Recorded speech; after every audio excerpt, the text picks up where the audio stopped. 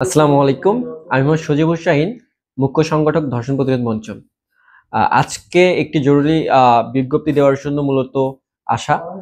আ আপনারা সবাই ইতিমধ্যে অবগত রয়েছেন ধর্ষণ প্রতিরোধ মঞ্চ তাদের কেন্দ্রীয় কমিটি সহ বিভিন্ন জেলাভিত্তিক কমিটি দিয়েছে এবং সাংগঠনিকভাবে তারা বিভিন্ন জেলা এবং কেন্দ্র সহ বিভিন্ন জায়গায় আ মাঠ পর্যায়ে কার্যক্রম চালাচ্ছে।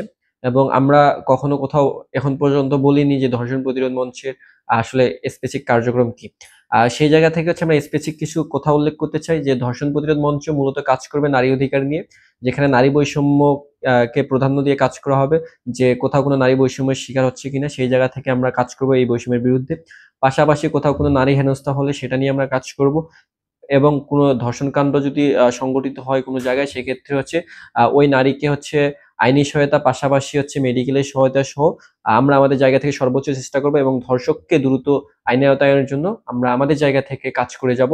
এবং আমাদের স্পেসিফিক কাজ থাকবে যে এই জায়গা থেকে নারী নেতৃত্বকে সামনে নিয়ে আসা এবং সেই সাথে যেই নারীরা অবহেলিত হচ্ছে তাদের পক্ষ হয়ে আমরা কাজ করব।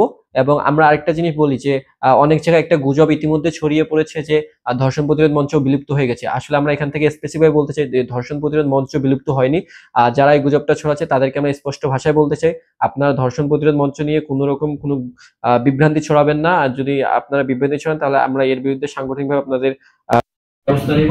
এবং আমরা একটা বলতে চাই ধর্ষণ প্রতিরোধ মঞ্চ যে উদ্দেশ্য এবং লক্ষ্য নিয়ে সামনে এসেছে তাদের এই লক্ষ্য উদ্দেশ্য চলবে ইনশাল্লাহ।